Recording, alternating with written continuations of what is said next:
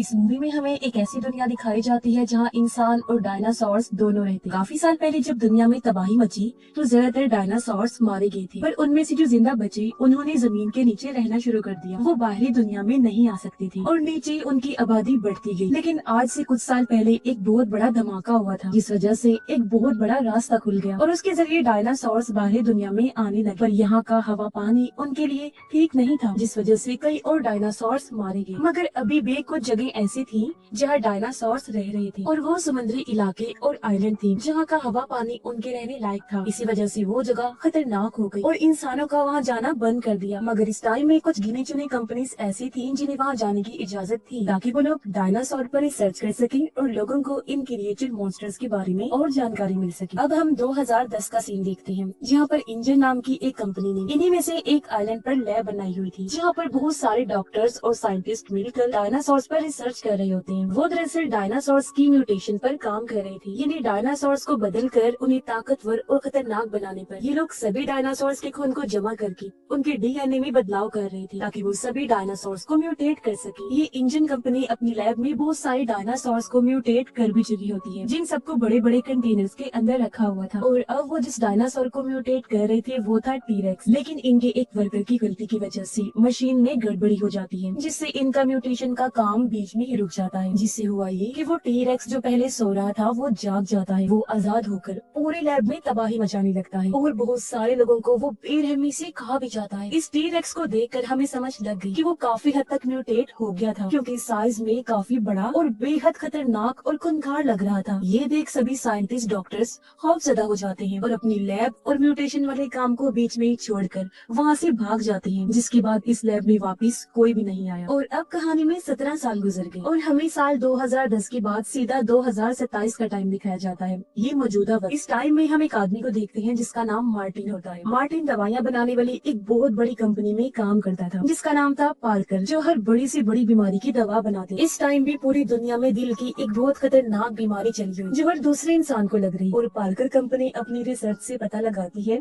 कि आने वाले वक्त में ये बीमारी इतनी बढ़ जाएगी कि हर 5 में से एक आदमी को जरूर हो। इसीलिए पार्कर कंपनी ने सोचा कि अगर वो इस दिल की बीमारी की दवा बना ले तो उनकी दवाई की मांग पूरी दुनिया में हो जाएगी। इससे न सिर्फ वो लोगों की बीमारी ठीक करेंगे बल्कि बहुत सारे पैसे भी कमा लेंगे, उन्हें मुनाफा भी होगा। अब पार्कर कंपनी को पता चलता है कि इस दवाई को बनाने के लिए डायनासोर्स उनके काफी काम आ सकते हैं। ऐसा इसलिए क्योंकि जाहिर है डायनासोर साइज में काफी बड़े होते हैं। साइज में बड़ा होने की वजह से उनका दिल भी बड़ा होता है, जो जाहिर है पावरफुल होगा। इसीलिए पार्कर कंपनी का मानना था कि अगर उन्हें डायनासोर जैसे बड़े दिल वाले जानवर का खून मिल जाएगा तो वो अपनी दवाई को बड़ी आसानी से बना लेंगे। तो ऐसा करने के लिए पार्कर कंपनी मार्टिन को चुनती है और उसे तीनों किस्म के डायनासोर्स का खून लाने को कहती है, यानी जो जमीन पर रहते हैं, पानी वाले और जो हवा में उड़ते हैं। अब जाहिर है मार्टिन ये काम अकेला तो कर नहीं सकता था, इसीलिए वो एक टीम बनाने का फैसला करता है, जिसके लिए वो सबसे पहले कहानी की लीड जोरा के पास जाता है, क्योंकि जोरा पहले स्पेशल फोर्स में कमांडर रह चुकी होती। इसीलिए वो लड़ाई करने, हथियार चलाने और मुश्किल टाइम में कैसे जिंदा रहना है इसमें काफी एक्सपर्ट होती है। और क्योंकि मार्टिन ने जिस जगह पर जाना है वो भी खतरनाक है, इसलिए मार्टिन अपनी टीम में सबसे पहले जोरा को चुनता है और उसके साथ काम करने के लिए वो जोरा को $10 मिलियन देने की बात करता है। जिसके बाद वो उसे सारा कुछ डिटेल में बताना शुरू करता है कि मेरी कंपनी दिल की खतरनाक बीमारी पर काम कर रही है और उस बीमारी की दवा बनाने के लिए कंपनी को तीनों डायनासोर्स का खून चाहिए। साथ ही उसने ये बताया कि मेरा ये मिशन पूरी तरह से खुफिया होगा, क्योंकि गवर्नमेंट को अगर इसके बारे में पता चल गया तो वो हमें ये मिशन पूरा करने की इजाजत कभी नहीं देगी, क्योंकि ये गैर कानूनी है। अब हालांकि ये सब सुनने के बाद जोरा जाना तो नहीं चाहती थी, लेकिन इतने सारे पैसों की वजह से वो उसकी मदद के लिए राजी हो गई और टीम में शामिल हो जाती। इसके बाद मार्टिन जोरा को लेकर तीसरे आदमी के पास गया, जो एक साइंटिस्ट होता है। ये भी एक ऐसा साइंटिस्ट डॉक्टर था जिसे डायनासोर्स के बारे में काफी जानकारी, इसलिए मार्टिन उसे अपनी टीम में शामिल होने का कहता है और उसे सब कुछ बता देता है, जिसके लिए साइंटिस्ट भी राजी हो गया। इसलिए नहीं कि उसे पैसों का लालच है, बल्कि वो तो डायनासोर से प्यार करता है। तो मिशन पर जाने का मकसद वो डायनासोर को और करीब से देख पाएगा और उनके बारे में और जानकारी उसे मिल जाएगी। और क्योंकि इस मिशन को करने के लिए 3 लोग काफी नहीं थे, इसलिए मार्टिन को और लोग चाहिए थे। इसके लिए जोरा मार्टिन को अपने 2 दोस्तों से मिलवाती है जो उसके साथ स्पेशल फोर्स में काम किया करते। इनमें से एक लड़ने में और हथियार चलाने में माहिर था, जबकि दूसरा भी काफी ताकतवर था, क्योंकि उसके पास स्पेशल फोर्स की ट्रेनिंग होने के साथ साथ वो समंदर में शिप चला सकता था, साथ ही कोई मुश्किल आने पर उससे लड़ भी सकता था। तो अब उन दोनों के शामिल होने की वजह से मार्टिन की टीम में अब टोटल 5 लोग हो चुके। अब जल्द ही ये लोग पूरी तैयारी करके शिप में बैठे और अपने मिशन के लिए निकल पड़ते हैं। जाते जाते इन्होंने 2 और लोगों को भी शामिल कर लिया था, यानी अब ये टोटल 7 लोग थे। अब ये लोग जहाँ पर जा रहे थे उस जगह का नक्शा देखते। नक्शे को देखकर ये पता चलता है कि पानी वाले डायनासोर्स ज्यादातर एक खास किस्म के आइलैंड के करीब पाए जाते हैं। इस आइलैंड को देखकर मार्टिन सबको बताता है कि ये खास आइलैंड इसलिए है क्योंकि आज से 17 साल पहले इंजन नाम की एक कंपनी यहाँ डायनासोर्स पर म्यूटेशन का काम करती, लेकिन एक हादसे की वजह से उस लैब को बंद कर दिया गया और ये सभी बिल्डिंग्स ऐसे ही पड़ी हैं। अब उसके बाद से हमने अंदाजा लगा लिया कि ये उसी सीन की बात हो रही है जिसे हमने कहानी की शुरुआत में देखा था। अब ये बताने के बाद टीम बड़े आराम से अपने मिशन की तरफ बढ़ने लगती है। अब यहाँ से सीन बदलता है और हम समंदर में एक छोटी कश्ती को देखते हैं जिसमें टोटल 4 लोग थे। एक लड़के टेरेसा,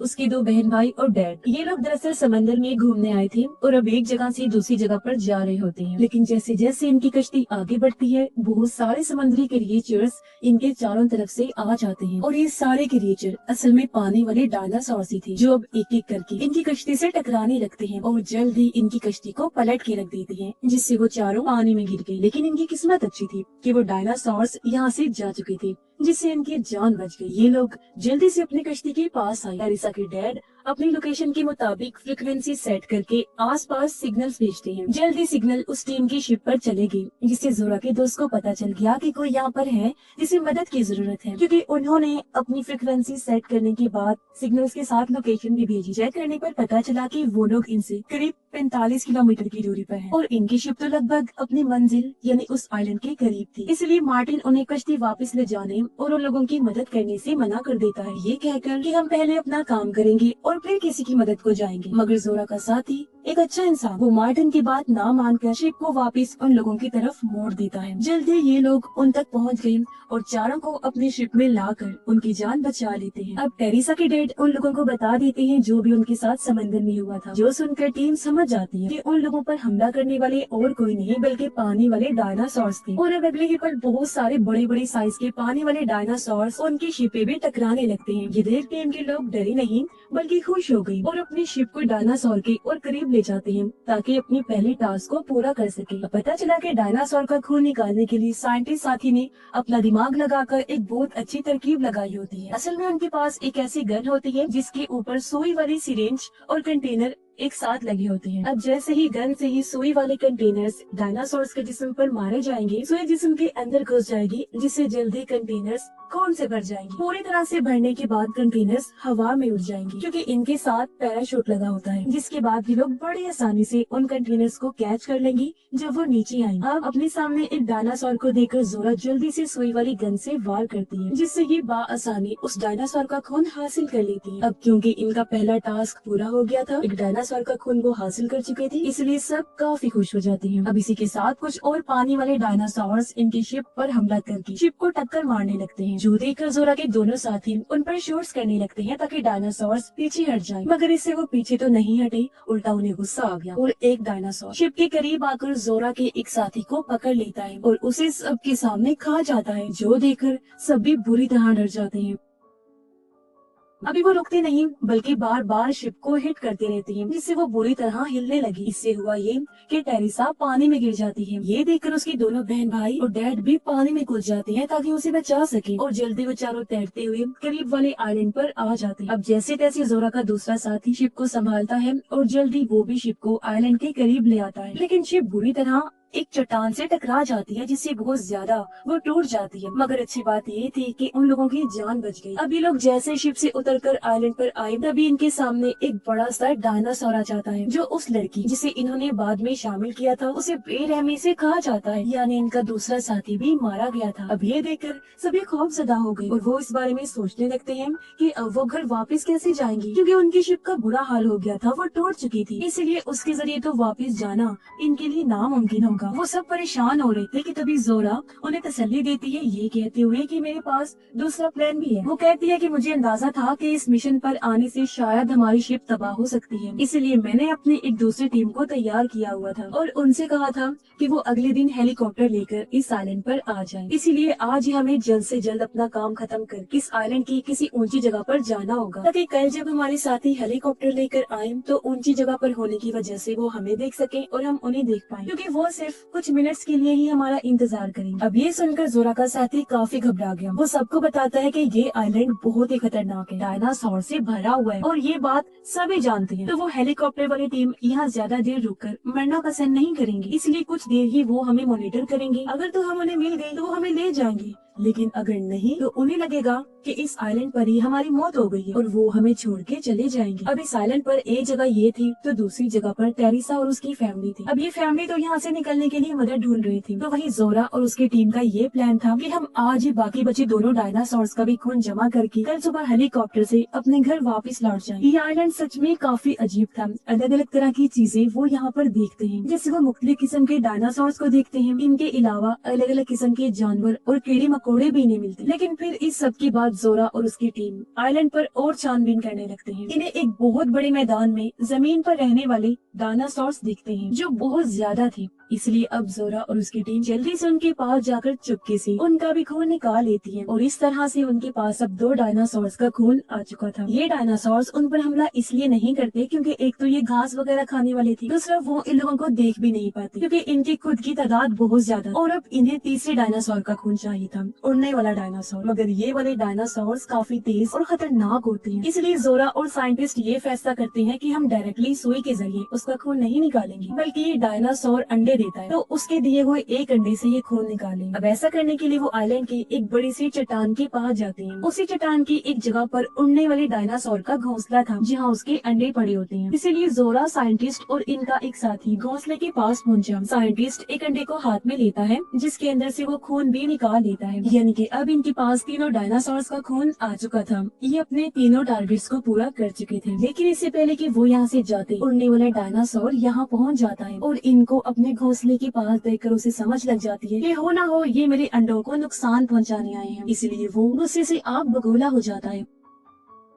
वो इन तीनों पर हमला कर देता है और इनके एक साथी को खा जाता है। लेकिन अब जोरा, साइंटिस्ट, जोरा का साथी और मार्टिन किसी तरह अपनी जान बचा लेते हैं और तीनों डायनासोर्स का खून लेकर आइलैंड में और आगे बढ़ते हैं। देखते ही देखते रात होने लगी, मगर अंधेरा होने से पहले ये टीम भी और टेरिसा और उसकी फैमिली भी उस लैब के पास पहुंच जाते हैं जिसे सालों पहले इंजन कंपनी चलाया करती। अब ये लोग इस जगह पर इसलिए आए थे क्योंकि ये इनको सबसे महफूज जगह लग रही थी, मगर यहाँ आने के बाद इन्होंने देखा कि यहाँ तो खतरा बाहर से भी ज्यादा है, क्योंकि बहुत सारे बड़े बड़े खतरनाक डायनासोर्स इन पर हमला कर देते हैं। ये बाकियों की निस्बत ज्यादा खूंखार इसलिए थे क्योंकि सब म्यूटेट हो चुके थे, मगर फिर भी जैसे तैसे वो लोग इन डायनासोर से बचते रहते हैं। और अब इन सब के बीच में मार्टिन अपना असली चेहरा दिखाता है। वो तीनों डायनासोर्स के खून के कंटेनर खुद ले लेता है और अपनी जेब से गन निकाल कर उन सब पर तान देता है। वो उन सबको धमकाता है कि अगर मेरे सामने किसी ने आने की कोशिश की तो मैं उसकी जान ले लूंगा। और अब इसी के साथ वहाँ पर एक और डायनासोर आ गया जो अब तक का सबसे बड़ा और खतरनाक टीरेक्स डायनासोर था। और अब इसे देखकर हमें पता चला